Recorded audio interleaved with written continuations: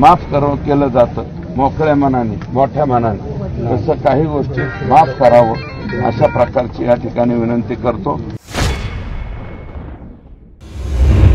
सरपंच संतोष देशमुख हत्या प्रकरणात वाल्मिक कराड आणि धनंजय मुंडेंवर गंभीर आरोप करणारे सुरेश धस याच व्हिडिओमुळे सध्या अडचणीत आलेत। याच व्हिडिओवरून जितेंद्र आव्हाडांनी त्यांच्यावर अप्रत्यक्षपणे दलाल म्हणून टीका केली आहे। व्हिडिओत सुरेश धस पोलिसांना मोठ्या मनाने माफ करा असं आवाहन आंबेडकरी अनुयायांना करताना दिसत आहेत।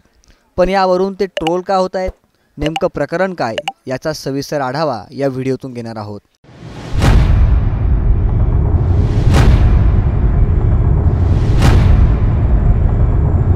परभणीतल्या सोमनाथ सूर्यवंशीचा न्यायालयीन कोठडीत मृत्यू झाला। पोलिसांच्या अमानुष मारहाणीमुळे सोमनाथ सूर्यवंशीचा मृत्यू झाल्याचा आरोप आहे। या प्रकरणामुळे राज्यभरातील आंबेडकरी समाज आक्रमक झाला। राज्य शासनाने दिलेली 10 लाखांची मदतही सोमनाथच्या कुटुंबियांनी नाकारली। सोमनाथ सूर्यवंशी यांच्या मृत्यू प्रकरणी न्यायासाठी आंबेडकर अनुयायांकडून परभणी ते मुंबई लाँग मार्च काढण्यात येणार होता। पण हा लाँग मार्च मुंबईत पोहोचण्यापूर्वीच भाजप आमदार सुरेश धस आणि आमदार मेघना बोर्डीकर यांनी मध्यस्थी करत स्थगित केला। या दरम्यान त्यांचा हा व्हिडिओही तुफान व्हायरल झाला आहे। फक्त पोलिसांच्या वरती गुन्हे दाखल करणे हे मला वाटतं संयुक्तिक होणार नाही। त्यांची मला वाटतं बऱ्यापैकी कान उघडणे आता डिपार्टमेंटने केलेली आहे। गुन्हेच दाखल व्हावे असं काही आग्रह धरू नये असं माझं मत आहे भाऊ।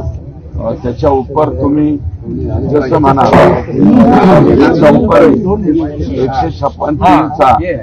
156(3) चा रस्ता तुम्हाला मोकळा बरं का, त्याचा वापर तुम्ही करू शकता, परंतु संघर्ष न करता त्यांनाही एकदाच जसं काही गोष्टीमध्ये माफ केलं जातं मोकळ्या मनाने, मोठ्या मनाने, तसं काही गोष्टी माफ करावं अशा प्रकारची या ठिकाणी विनंती करतो। सुरेश धसांच्या याच भूमिकेवरून त्यांच्यावर टीका केली जाते। आमदार जितेंद्र आव्हाड यांनी तर मग वाल्मिक कराडला पण माफ करायचं का असा सवाल विचारलाय। सुरेश धसांच्या याच भूमिकेमुळे त्यांना मुख्यमंत्र्यांचा दूतही म्हटलं जातंय। तर बीड प्रकरणातील संतोष देशमुख हत्या प्रकरणात वेगळा न्याय आणि सोमनाथ सूर्यवंशी प्रकरणात वेगळा न्याय असा आरोपही सुरेश धसांवर सोशल मीडियावर केला जातोय। सुरेश धसांच्या वक्तव्यावरून सोमनाथ सूर्यवंशीच्या कुटुंबियांनीही नाराजी व्यक्त केली आहे।